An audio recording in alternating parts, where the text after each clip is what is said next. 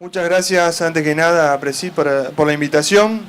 Espero ser el moderador que estamos necesitando. Generalmente me toca más que nada estar en el panel de discusión y bueno, espero estar a la altura.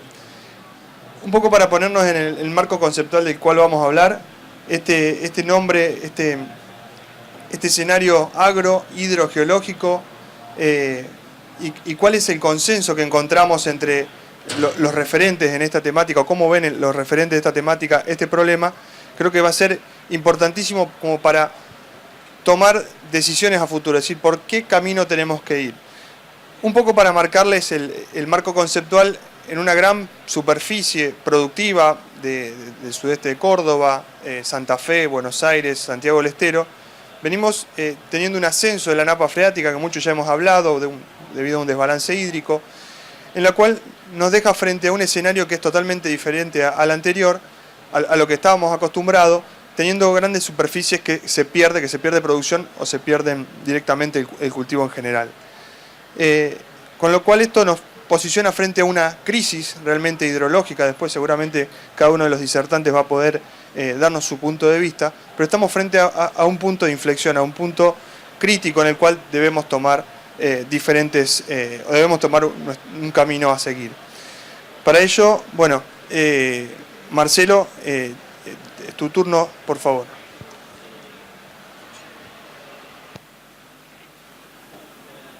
Hola. ¿Qué tal?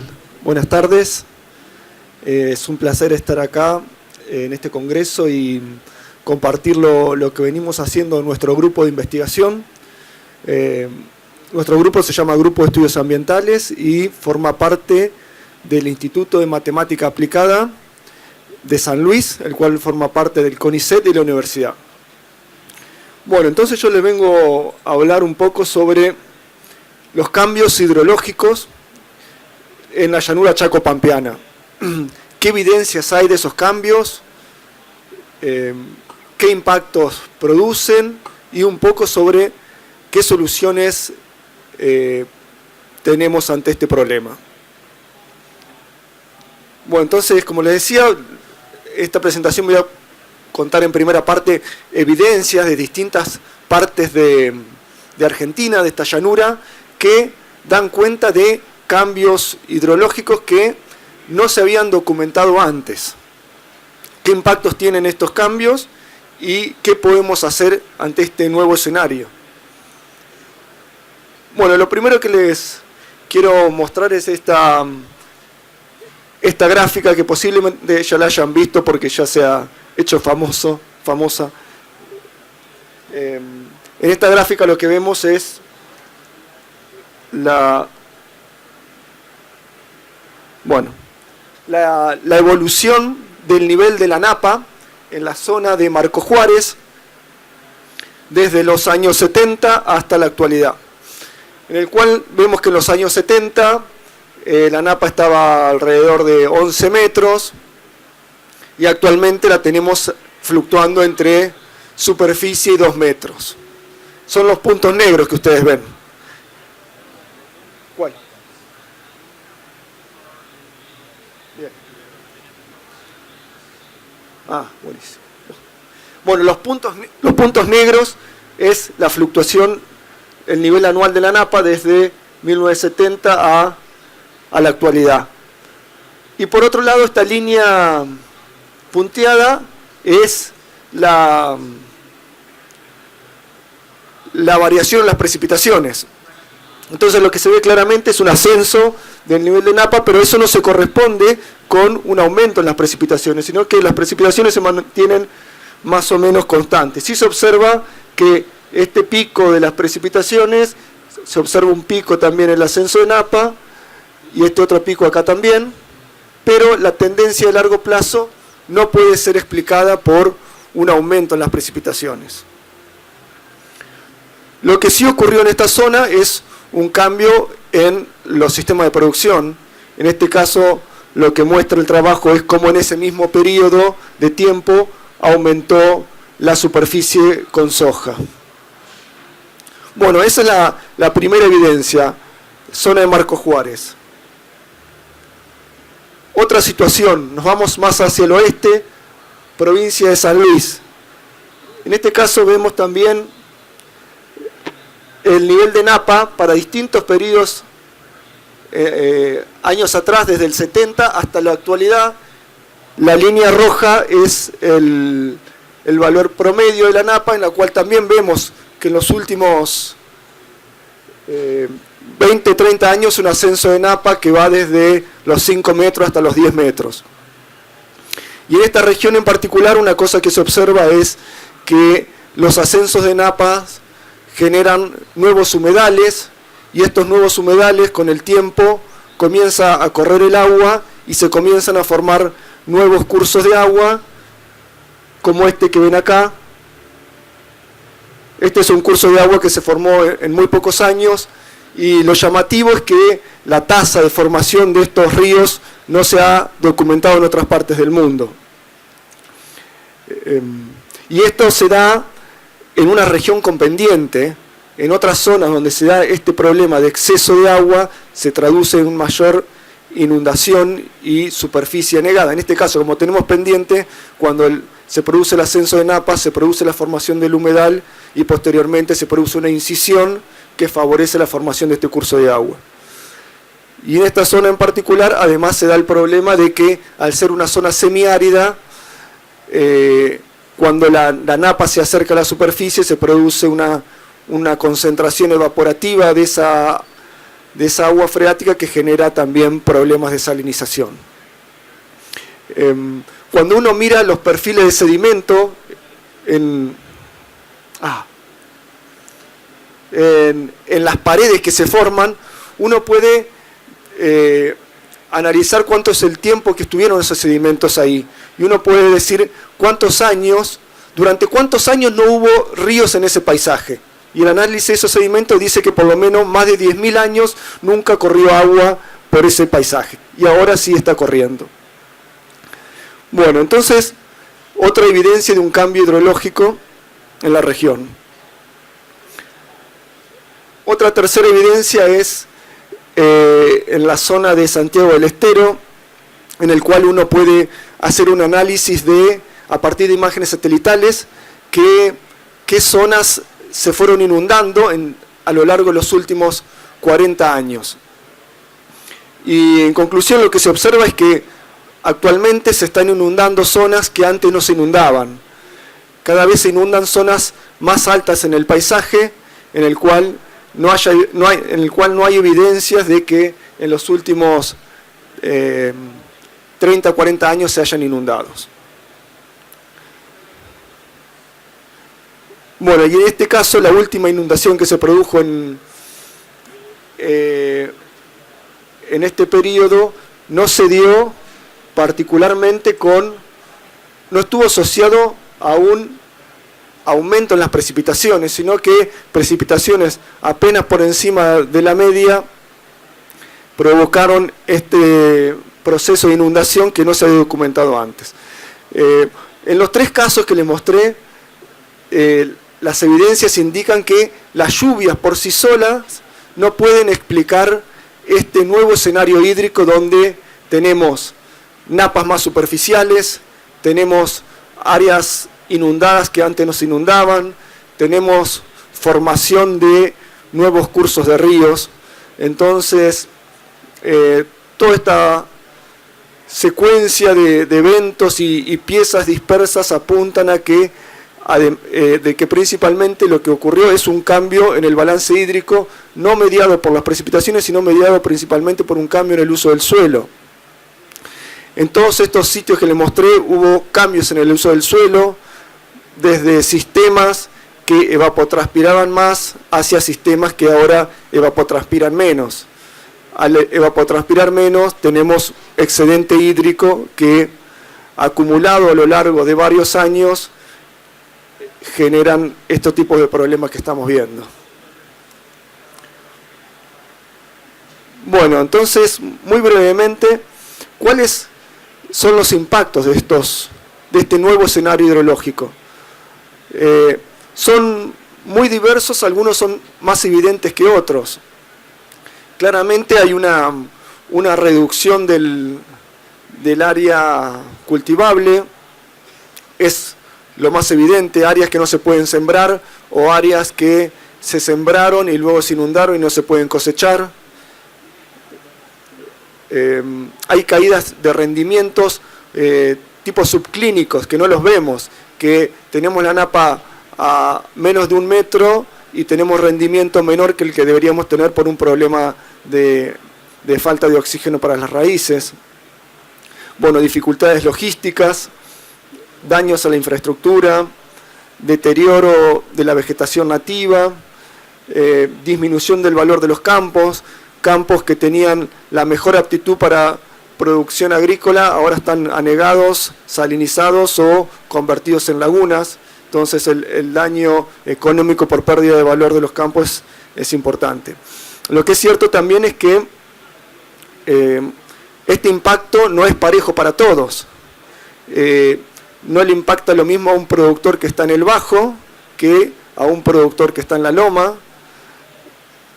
Por lo tanto, eso no le impacta lo mismo a un productor tambero que a un productor agrícola que es arrendatario o un productor agrícola que es propietario.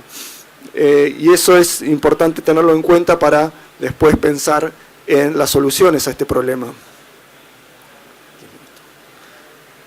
Bueno, entonces tenemos un nuevo escenario hidrológico que genera distintos tipos de impactos. Y bueno, ¿qué hacemos ante este nuevo escenario? Podemos plantear soluciones básicamente de dos grandes grupos: las soluciones hidráulicas o lo que se llama, vulgarmente podemos llamarlo como plomería del paisaje, es decir, obras relacionadas a la construcción de canales, de drenes, o soluciones verdes, de jardinería, es decir, manejando la vegetación, podemos también enfrentar este problema. Esta es una gráfica que les muestra el área inundada de la cuenca del río Salado, trabajo realizado por Ángel Menéndez del INA, en el cual muestra en esta situación cuál es la superficie que se inunda para distintos periodos de año, para cada 2 años, cada 5 años, cada 10 años, sin efectuar ninguna obra hidráulica, ningún canal, ningún drenaje tampoco. Esta es la superficie que se inunda realizando todas las obras, teniendo en cuenta todas las obras que están realizadas y considerando las obras que faltan por realizar. ¿Ven algún cambio notorio? Esa es la anterior y esta es la siguiente. La conclusión de este trabajo es que realizar estas obras, el impacto que tiene sobre cuánta superficie se dejaría de inundar es muy bajo.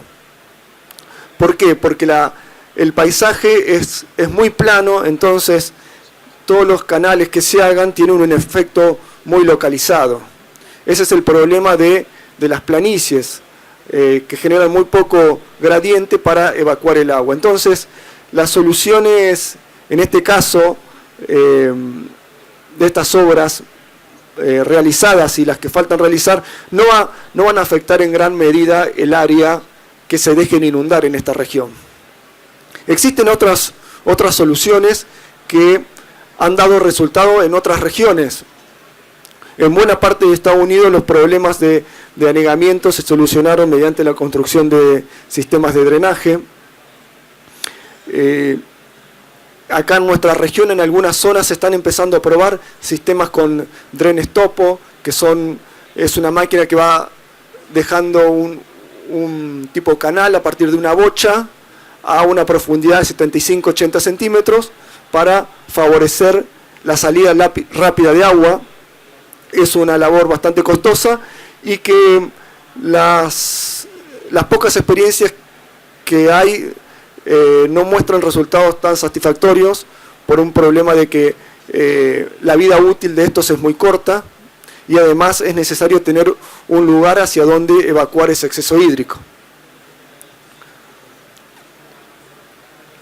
Bueno, entonces podemos pensar algunas soluciones de jardinería, es decir, cómo con el manejo del paisaje podemos afrontar este problema hidrológico.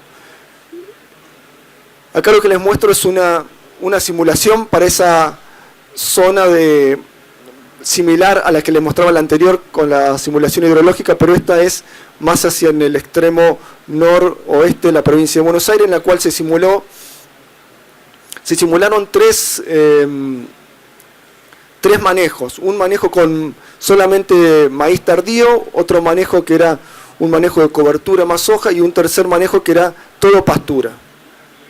Entonces lo que se observa es cómo, y para tres situaciones hídricas, para años secos, para años medios y para años húmedos, en el cual uno puede ver cómo el efecto de por ejemplo, hacer pastura contra un cultivo simple por año favorece una profundización de la napa y que la superficie inundada sea menor. Es decir, se ve un impacto bastante claro sobre el sistema. Claro que es un ejercicio extremo de llevar toda esa cuenca a pastura y ver cuál es el efecto. Este es otro ejemplo bastante interesante de cómo los factores externos pueden modificar la hidrología de la región. En este caso lo que se hizo fue acoplar un modelo de agentes, que los modelos de agentes lo que hacen es tratan de representar las decisiones de los productores.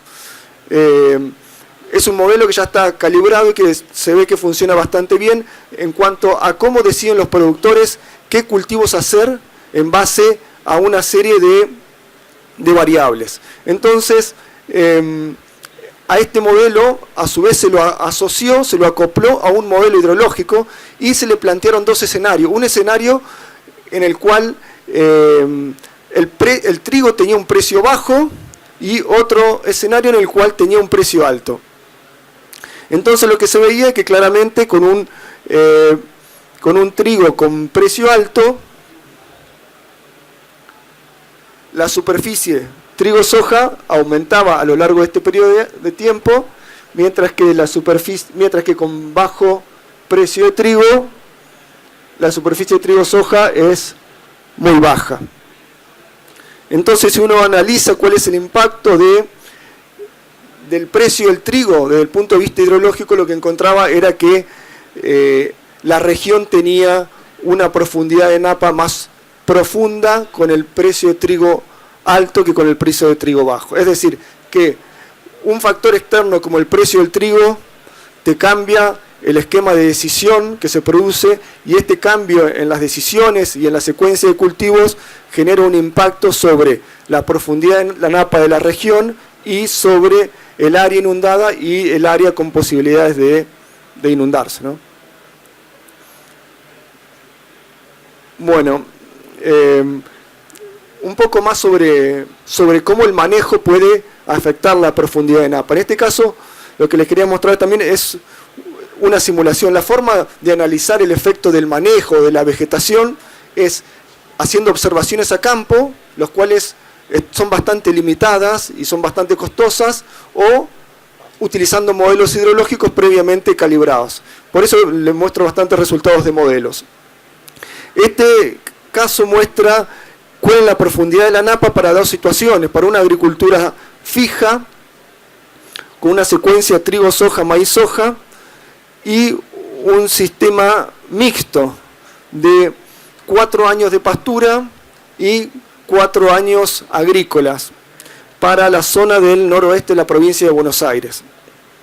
Entonces vemos que haciendo agricultura fija alcanzamos a tener una profundidad de napa promedio durante todo ese periodo de 2,5 metros y logramos 61 cosechas durante ese periodo de tiempo, de los cuales 12 de esas cosechas tuvieron la napa a menos de 1,5 metros, lo cual implica caída en el rendimiento. Por otro lado, la pastura lo que hace es profundizar mucho la napa y te te favorece una producción de 30 cosechas, el sistema mixto, y en ninguno de estos casos la napa estuvo a menos de 1,5 metros. Pero también hay opciones intermedias, es decir, opciones más flexibles que tomen decisiones teniendo en cuenta las observaciones de profundidad de napa y de humedad del suelo. Y estos son dos casos que les quería mostrar. Por ejemplo, una agricultura adaptativa, la cual tiene en cuenta la profundidad de la napa y cambia sus decisiones en abril o en septiembre de acuerdo a si busca intensificar y consumir agua de napa o al contrario. En ese caso le da que durante todo el periodo de tiempo se pudieron realizar 69 cosechas, se profundizó apenas un poquito la napa y solo en 5 estuvo con la napa a menos de 1,5 metros. O también se puede hacer un sistema mixto adaptado, es decir, que de acuerdo a la profundidad de la napa puedo cambiar de pastura o agricultura, que es el caso verde. En este caso, este sistema mixto adaptado, pudimos hacer 55 cosechas de granos y en ninguno de estos casos estuvo con la napa en zona de anegamiento. Es decir que a partir del manejo, principalmente del manejo que involucre pasturas, los cuales te permiten hacer un mayor consumo de agua y aparte secar el perfil y generar mayor capacidad buffer, te da cierto margen para manejar estos excesos hídricos. Bueno, lo último que les quería comentar era que ya vimos que estamos ante un nuevo escenario hidrológico, el cual no hay evidencias de que se haya observado en los últimos años. Y ¿qué hacemos ante este nuevo escenario? Una cuestión importante es que tenemos que reconocer que en el paisaje hay distintos actores. Hay agricultores que alquilan, hay agricultores que son propietarios, hay tamberos, hay ganaderos, están los centros urbanos, y todos estos actores tienen distinta influencia sobre el sistema hidrológico. Algunos actores son solamente afectados, por ejemplo los centros urbanos, mientras que otros actores son afectadores, por ejemplo los productores. Entonces, reconocer que existen estas asimetrías y estas influencias es necesario tenerlo en cuenta a priori a fin de pensar en soluciones que consideren a todos los actores del territorio. Bueno, eso es todo lo que le quería contar. Gracias. Gracias, Marcelo, por tu mirada agrohidrológica. Ahora, Adrián, te invitamos para tu mirada hidrogeológica.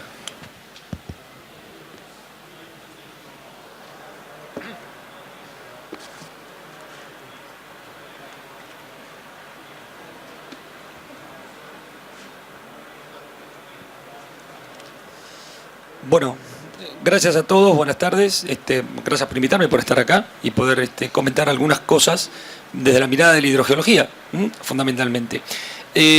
Sobre eso yo voy a decir dos cosas antes de comenzar. Una es que, como comprenderán, es imposible poder abordar todas las circunstancias y todos los ejemplos, ¿sí?, y todos los casos hidrogeológicos que existen en un país como ¿sí?, a partir de un solo ejemplo, ¿no? Entonces yo elegí, de alguna manera, ¿sí?, para poder explicar un poco lo que ocurre con el agua subterránea, una zona particular de la República Argentina. Esto que yo cuento acá ocurre, o lo que les voy a contar acá, ocurre en la zona donde yo estoy conversando esta charla, ¿sí? Pero perfectamente cuando uno va a otras regiones, donde la geología y la hidrogeología es diferente, ¿sí?, las circunstancias pueden ser diferentes, totalmente diferentes o similares, ¿ok? Eso es algo que tenemos que tener en claro. O sea, es muy difícil dar una charla que intente involucrar o abarcar, digamos, la diversidad hidrogeológica de la Argentina a partir de 10 o 15 minutos de charla y con 4 o 5, ¿no? Conclusiones. Pero sí, digamos, a lo mejor esta charla deja un poco la forma de pensar o la forma de abordar el trabajo de la hidrogeología y algunas conclusiones que a lo mejor son interesantes y que pueden estar ocurriendo en otro tipo de ambientes.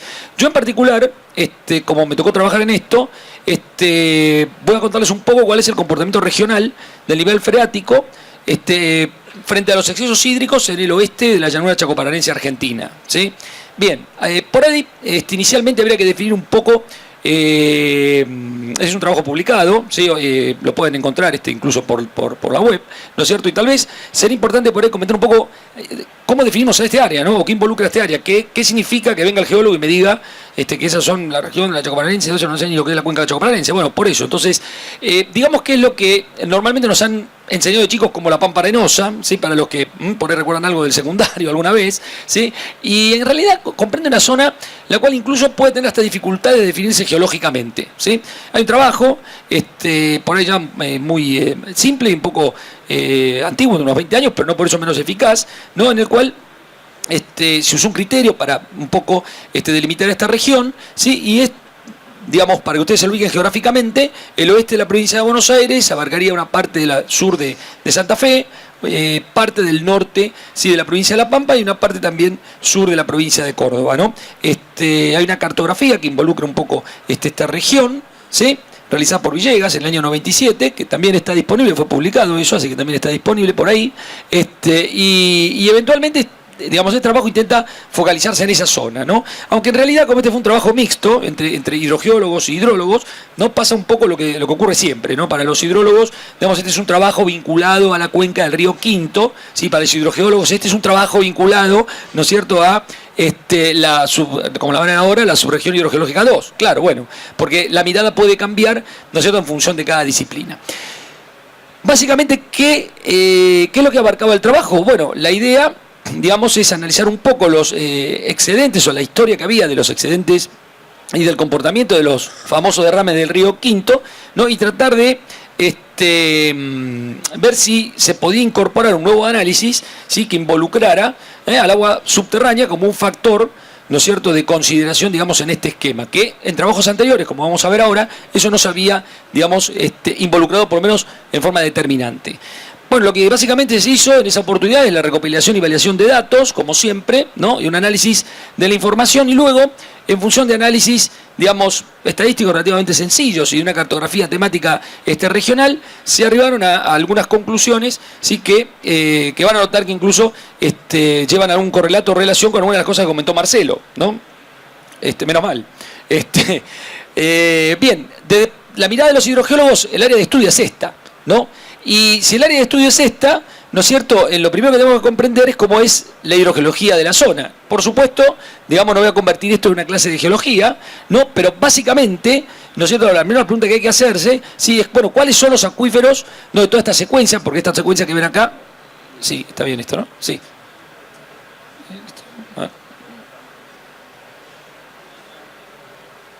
Tarda en responder. Esta secuencia que está acá, ¿sí?, es la geología de la zona, la geología vertical de la zona, en profundidad, y prácticamente este estudio se concentra en lo que dice arriba Formación Junín, que también puede cambiar de nombre eventualmente por distintos autores, pero que en general es el nombre con el que más se le reconoce, ¿sí? Bueno, esta Formación Junín básicamente es una unidad geológica compuesta, digamos, por niveles eólicos, dunas en general, o mantos eólicos de arena, ¿sí?, cubiertos o vegetados recientemente a consecuencia de la variabilidad climática natural del planeta, ¿sí? Luego del último retiro, ¿sí?, de las glaciaciones, empezó a llover más, ¿ok?, en esta región, y entonces la vegetación de alguna manera, naturalmente, sin intervención de humanos ni nada, naturalmente cubrió y fijó esta región. Y nos encontramos entonces con un ambiente que hereda una geomorfología previa, ¿no? O sea, hereda una geomorfología de un ambiente más árido, ¿sí?, ahora en un contexto de mayor precipitación, ¿sí? Esto ocurre, digamos, a consecuencias pura y exclusivamente de la variabilidad climática. Es un cambio que ocurrió desde las últimas glaciaciones para acá, o sea, a lo largo de 8.000, 9.000 o 10.000 años aproximadamente, ¿sí? Bien, ¿qué conocemos hidrogeológicamente de esta unidad? Bueno, no mucho, ¿sí? Hay algún trabajo doctoral por ahí de la Universidad de La Plata que intenta un poco poner un poco de luz, ¿sí?, sobre la información hidrogeológica al respecto de esto, pero la realidad, vemos que a una escala regional nos encontramos con una fuerte escasez de la información que resulta importante para poder comprender, ¿no es cierto?, el ambiente hidrogeológico. Esta es una situación bastante frecuente, no es que esto es una excepción en este lugar, ¿sí? Esta situación es bastante frecuente y los datos que normalmente suelen faltar, ¿sí?, tienen que ver con la porosidad eficaz, con la permeabilidad, con la transmisibilidad, con la capacidad de almacenamiento de los acuíferos, y a veces a duras penas nos encontramos, sí, con algunos datos muy fragmentarios como estos que están aquí, ¿no?, de caudales específicos y caudales de explotación, y un poco, ¿sí?, la profundidad a veces, con suerte, ¿sí?, de las captaciones para ver si realmente están en la geología que creemos que están trabajando. Así que, como ven, una de las principales dificultades que tenemos con el agua subterránea, ¿sí?, es que no conocemos bien el envase, ¿sí? O sea, cuando uno habla de agua subterránea no solamente habla del agua, sino también de las rocas que lo contienen, ¿sí? Normalmente, y porque a veces es más fácil también de interactuar, ¿sí?, muchos profesionales trabajan o conversan sobre el contenido, el agua, ¿sí?, y son menos los profesionales que intentan explicarme el envase, ¿sí? Ahora, el envase también es muy importante para poder comprender los procesos vinculados con el agua subterránea, ¿sí?, y es en donde más dudas tenemos. Bien. ¿Existían antecedentes de trabajo de esto? Sí, existían, ¿sí? O sea, en realidad un trabajo previo en la zona, en su momento, incluso hecho por el CFI, que planteaba algunas conclusiones que eran, digamos, son interesantes considerarlas para ver si pueden influir en nuestro análisis vinculado con el agua subterránea. Por ejemplo, la zona obviamente consiste en una sucesión de lomadas, si quieren topográficamente, y estas elevaciones eventualmente conforman áreas de reservorio y de acumulación de excedentes hídricos. Es decir, a ver, acá ya tenemos una geomorfología, ¿sí?, la cual está predispuesta, de alguna manera, a la acumulación de excedentes hídricos, ¿sí? Esto es un caso particular de esta región, ¿no? Y en general también, digamos, ya está claro, digamos, el registro de la alternancia de periodos climáticos con periodos húmedos y con periodos secos. Esto no es ninguna novedad, la viene diciendo Ameguino, ¿sí?, directamente desde hace casi más de 100 años, ¿ok? Y bueno, y esto sigue siendo así. Así que es algo casi increíble que nos hayamos tenido en cuenta a la hora de analizar lo que pasa en muchos de estos ambientes, ¿no? O sea, la variabilidad parece que se la echamos, o al fin da una sensación de que uno se la termina achacando a cuestiones al final vinculadas con el tema de cambio climático o algo por el estilo, pero la realidad es que la variabilidad climática en la región pampeana, digamos, está ya analizada desde hace un tiempo y es un proceso, digamos, natural de nuestra región, de alguna forma. También nos encontramos con sedimentos que en general tienen una elevada permeabilidad, ¿sí? Y la elevada permeabilidad produce de que la escorrentía de esta región en particular sea relativamente baja, ¿sí?, y que gran parte del agua esté, digamos, susceptible a ser infiltrada en sedimentos que además lo permiten porque son relativamente permeables. O sea que además, digamos, estamos en un tipo particular de circunstancia donde el agua con relativamente mayor facilidad, ¿sí?, ingresa, por lo menos en el acuífero libre o el más superficial. En este trabajo un poco se definen algunas unidades geomorfológicas que pueden favorecer o dificultar este proceso. Hay un mapa topográfico que lo vincula, digamos, con la geomorfología, y en definitiva se concluye de que hay, digamos, un vínculo entre la geomorfología, y la hidrogeología relativamente importante. No obstante, y a pesar de eso, ¿sí?, este trabajo pone el acento, ¿no es cierto?, y dice que el efecto concurrente de los ciclos lluviosos y aporte del caudal del río Quinto sí es fundamental para detener las inundaciones. En realidad, digamos, a pesar de que en este estudio, que es de mediados de la década del 80, ¿no es cierto?, de alguna manera se plantean, digamos, una serie de elementos que hidrogeológicamente claramente nos están diciendo de que el agua subterránea está jugando un papel importante en los problemas de anegamiento, ¿sí? Por alguna razón, una de las conclusiones que se proponen es que ese proceso y que las lluvias no son relativamente importantes y que en realidad esto tiene que ver con, en ese momento, desborde del río Quinto. Bien.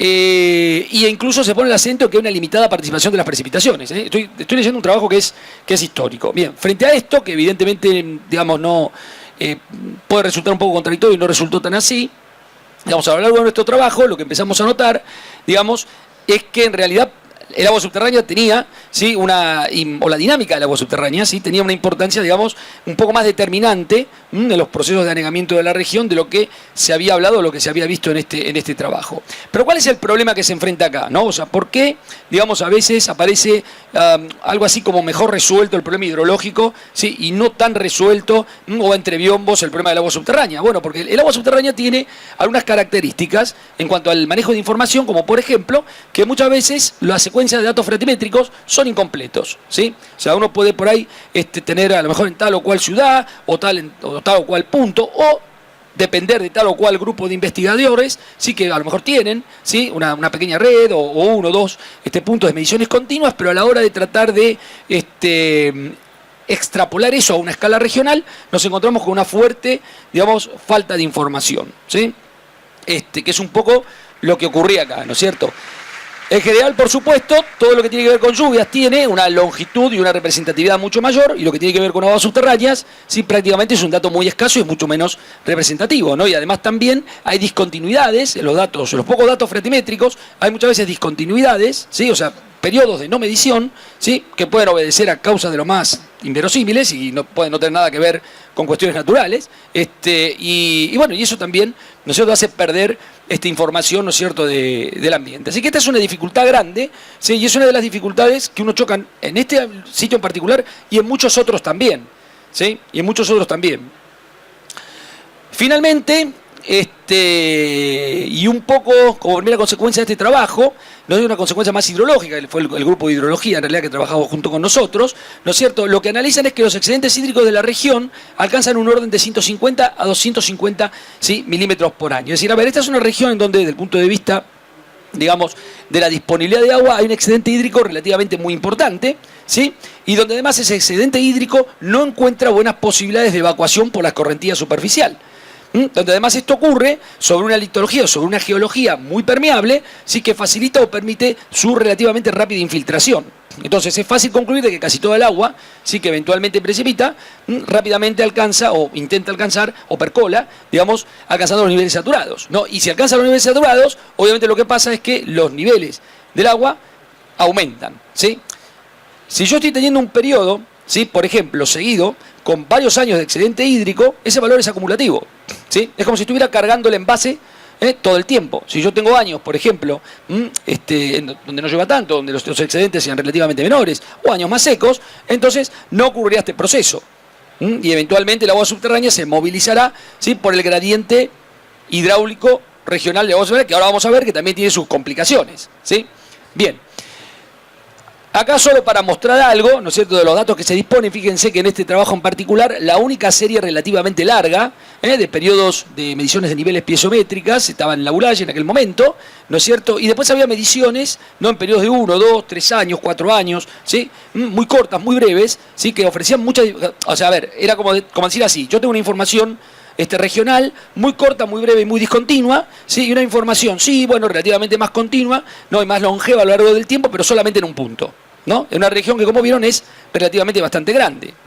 Así que esto, de alguna manera, ¿sí?, condiciona bastante el análisis, al menos de esta zona en particular, ¿no?, pero es lo que también tiene influencia en el análisis de cualquier zona en la que estén trabajando, ¿sí?, para poder sacar conclusiones valederas, ¿no?, sobre el agua subterránea y sobre eventualmente el comportamiento o la recarga, digamos, que finalmente pudiera arribar, digamos, a los acuíferos más superficiales, ¿sí? No obstante, a pesar de eso, ¿sí?, la correlación de estas oscilaciones de un coeficiente relativamente alto, lo cual, bueno, daría la idea de que eventualmente, ¿no es cierto?, la región se está comportando medianamente de la misma manera, al menos desde este punto de vista, ¿no? Esto también, por supuesto, esta falta de datos y esta falta de temporalidad en la información también, digamos, ofreció dificultades a la hora de tratar de comprender un poco, ¿no es cierto?, la movilización de la red de flujo. Para eso recurrimos a un mapa piezométrico, ¿sí? Para los que no están muy acostumbrados al léxico, voy a explicar muy rápidamente para qué sirve un mapa piezométrico. El mapa piezométrico es un mapa de presiones relativas del agua en el acuífero y sirve para determinar, ¿sí?, la dirección del flujo del agua subterránea, ¿ok? En agua subterránea no hay aguas arriba, ni aguas abajo, ni nada de esas cosas, eso para agua superficial, ¿sí? Lo que hay es un mapa piezométrico y por diferencia de carga, el agua se mueve a través de los medios porosos permeables, ¿sí? Bien, entonces, realizado este mapa, nosotros podemos ver las líneas de flujo y ver cómo se distribuye, digamos, un poco el agua en la misma, ¿no? ¿Y qué es lo que se nota? Bueno, lo que se nota es que hacia las zonas de borde de la región, ¿no es cierto?, o sea, hacia el norte, por ejemplo, ¿sí?, hacia acá y hacia este sitio de acá, ¿no?, la red de flujo se muestra medianamente bien integrada. Bien integrada quiere decir, ¿no?, que hay, si quieren, ¿sí?, un gradual descenso y paulatino descenso de los gradientes hidráulicos, de manera tal que el agua se moviliza despacio, pero se moviliza, digamos, coherentemente, con direcciones de flujo relativamente, sí, coincidentes. Ahora, en la zona central, Resulta de que hay un comportamiento de anarquización de la red de flujo subterránea, consecuencia de los bajos gradientes y de la herencia, ¿sí?, geomorfológica que tiene este ambiente. Entonces, ¿qué ocurre? Cuando llueve acá, y vos tenés varios años con excedente hídrico, tenés dos problemas. Primero, que tu recipiente, llamado geología, empieza a llenarse de agua y no puede evacuar ese agua muy rápido porque su red de su distribución, su red de drenaje, es anárquica y mal integrada. Entonces, en lugar de evacuar de la zona, se acumula. ¿Sí? ¿Y cuánto se acumula? Bueno, se acumula en forma importante hasta que finalmente, digamos, ¿no es cierto?, las zonas en donde el agua subterránea se encuentra relativamente más cercanas a las superficies, con muy pequeño valor de excedente hídrico, alcanza para anegar la región. ¿Sí? Es como funciona, o como creemos que funciona medianamente esta zona en particular. Acumula excedentes, ¿sí?, los pone en el agua subterránea, los niveles aumentan, en la medida en la que te acercas mucho a la superficie, ¿sí?, valores, incluso años no muy malos, por ahí, o con no mucho excedente hídrico, que uno podría considerar, bueno, este no fue un año tan llovedor, pero no importa, porque venís con una acumulación previa muy grande, y pequeños valores inmediatamente te anegan la región. ¿Ok? Bien. Y obviamente esto tiene un tiempo, y un tiempo de demora muy grande por los gradientes regionales, ¿sí?, en poder movilizar el agua nuevamente, digamos, hacia el mar, ¿no?, que sería, al fin y al cabo, si quieren, en teoría, la dirección final que tomaría. Entonces, ¿qué conclusiones tomamos de esto, por ejemplo, de este ambiente en particular? Bueno, en principio, que los niveles freáticos sí presentan una correlación muy importante, cuidado, ¿sí?, presentan una correlación importante con el excedente hídrico, que es una cantidad de agua potencial de alguna manera, o sea, que estaría disponible para infiltrarse, pero que no siempre, ¿sí?, por otros procesos que es largo de explicar, no siempre, ¿sí?, alcanzan la zona saturada del acuífero. ¿Okay? Sobre todo si la zona no saturada es relativamente más potente, ¿sí?, esa cantidad de agua potencial de infiltración, ¿sí?, no va a llegar, digamos, en las mismas cantidades. A ver, hay algo en hidrogeología que se llama recarga neta. La recarga neta es la cantidad de agua que sí eficazmente recarga el acuífero, ¿sí? Este estudio no está hecho con datos de recarga neta, sino con excedentes hídricos de un balance hídrico. Quiere decir que hay más agua acá, ¿sí?, puesta en juego en el análisis, ¿sí?, y que el agua que puede ingresar, ¿sí?, probablemente sea relativamente menor, ¿sí?, pero aún así es un excedente que alcanza, obviamente, para tener efectos, digamos, bueno, positivos o negativos, una valoración, pero si quieren incrementos positivos o negativos en la freatimetría local. Por otro lado, la observación de que la red de flujo está poco integrada, como lo dijimos recién, ¿no es cierto?, que las zonas de mayor profundidad del agua se encuentran en la zona central, ¿no es cierto?, y justamente las zonas de mayor profundidad del agua son las zonas con la red de drenaje menos integrada, o sea, las que pueden acumular más excedente hídrico. Finalmente, digamos, los niveles cercanos a la superficie son en general más sensibles a estos incrementos, ¿no es cierto? Y lo que notamos nosotros realmente de este análisis es que verdaderamente la dinámica hidrológica del río Quinto, que atraviesa la región, prácticamente tiene muy poco que ver con la dinámica de agua subterránea, y que por el contrario, digamos, casi todo el problema de anegamiento, digamos, está fuertemente vinculado, ¿sí?, con una cuestión de aumento de precipitaciones y dificultades en la evacuación, digamos, de las dificultades naturales en la evacuación del agua de los mismos, ¿sí? Esto es un poco, digamos, lo que se concluye en este trabajo, ¿no? Bueno, acá hay una bibliografía donde eventualmente pueden buscar este laburo también y otros trabajos que hemos mencionado y que se pueden leer y que están relacionados con el mismo. Y bueno, básicamente este es el aporte que yo les quería hacer, que milagrosamente terminé 15 segundos antes. Gracias, Adrián, por tu mirada hidrogeológica, como decía al inicio. Tenemos entre 8 o 10 minutitos de preguntas, con lo cual, pasando rápidamente la acción, Marcelo, tengo una pregunta para vos. Dice, según la diapositiva donde habla de agricultura adaptativa, entiendo que con napas por debajo de 1,5 metros se recomienda hacer pasturas. ¿Qué opina de hacer esto en los suelos pesados? La evidencia muestra que perdemos pasturas de alfalfa en zonas de centro de Santa Fe, justamente cuando la napa es alta. Dice, ¿sugeriría hacer gramíneas? Bueno, sí, la idea con esa transparencia era más que nada un ejemplo, no la idea de que tomen una decisión con esa filmina, sino que ver cómo el manejo podemos modificar el nivel de napa. Claramente la decisión va a depender de las condiciones locales. Si tenemos una napa salada, un suelo pesado, bueno, nos va a limitar las opciones, pero más que nada mi idea con eso era ver cómo manejando las opciones, qué sembramos, qué efecto podemos tener sobre la profundidad de la napa. No dar una receta concreta, lógicamente va a tener que tener en cuenta esas condiciones locales que menciono. Perfecto. Esto está también relacionado con los sistemas mixtos y con sistemas perennes. Dice, ¿hasta qué punto la decisión de un productor, ¿sí?, que opta por tener un sistema mixto, por tomar ese riesgo, tomar esa decisión, puede asegurar que al menos su establecimiento, las napas se mantengan a un nivel satisfactorio? ¿Hasta qué punto él solo, puede mitigar o puede achicar este problema? Sí, esa es una pregunta súper importante y que siempre en todas las presentaciones que hago surge esa pregunta. Un productor está preocupado, se le inunda el campo, se le anega y él hace todos los esfuerzos por intensificar, consumir más agua, pero si todos los vecinos no hacen lo mismo, el efecto que pueda tener es muy limitado.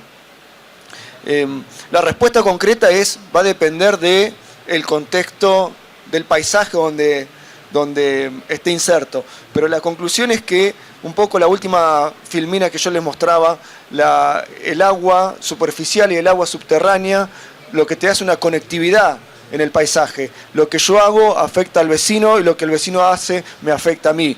Entonces, cualquier decisión relacionada a este problema tiene que ser coordinada y que tenga en cuenta todos los actores de esa cuenca y las decisiones se tienen que tomar principalmente a nivel de unidad hidrológica, es decir, a nivel de cuenca para tener un efecto mensurable.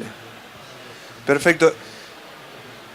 No tengo ninguna pregunta, pero me animo a pedirte, Adrián, ¿cómo ves vos esta mirada de la integración?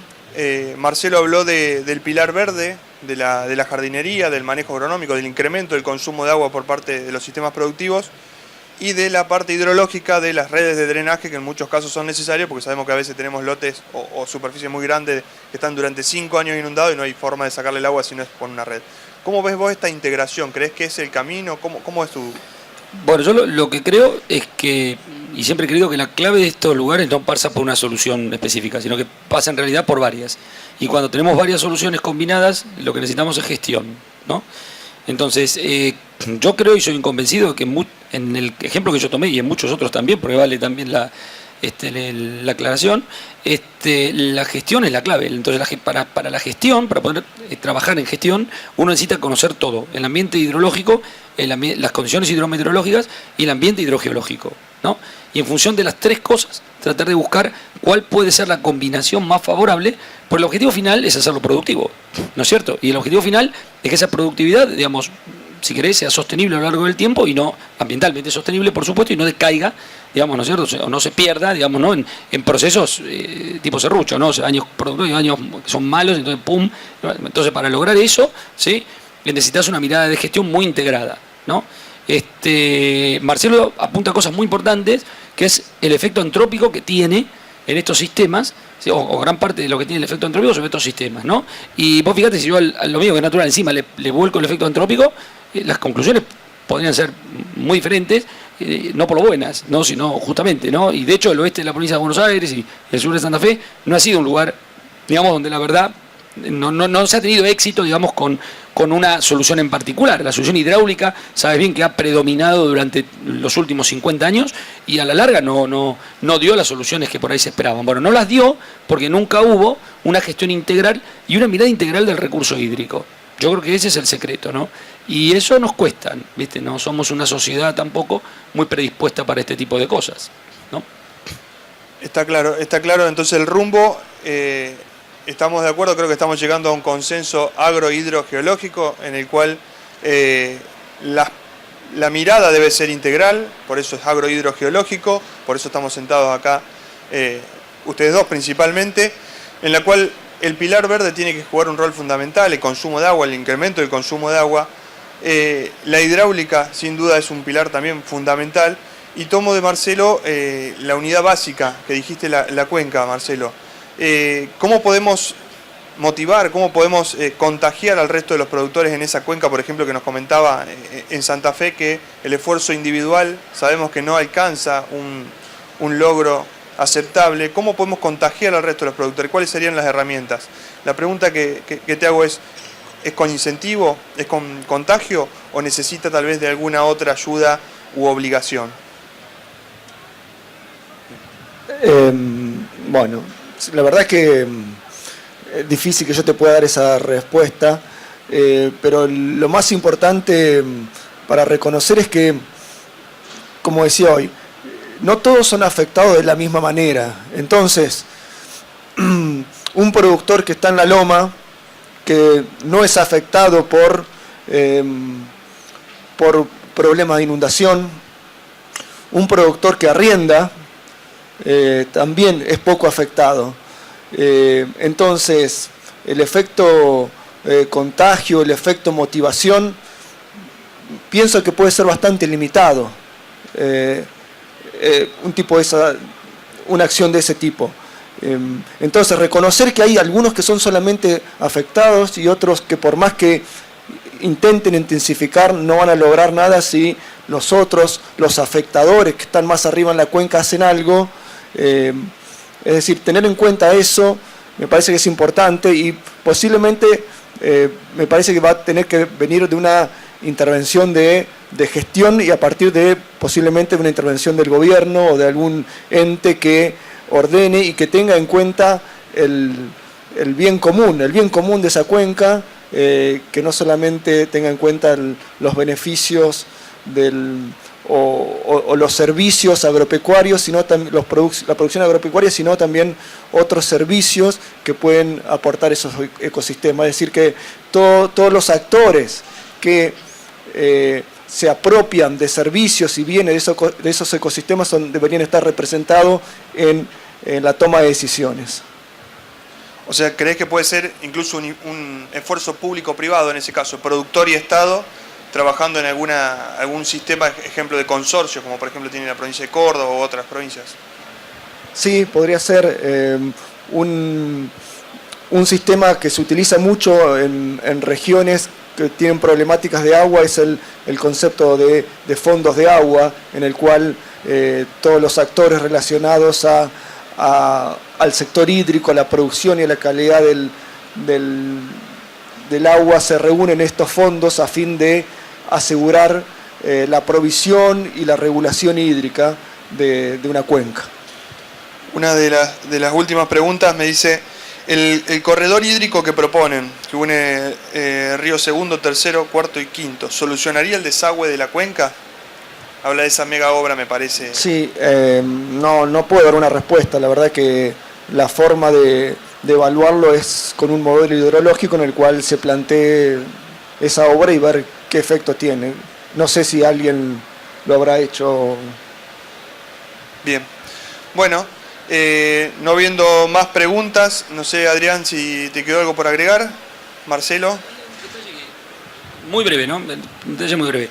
Que quiero por ahí corregir un poquito, no corregir, pero aclarar un poco cuando hablamos de cuenca, ¿viste? Porque la idea de cuenca muchas veces está sujeta de una visión hidrológica, ¿no?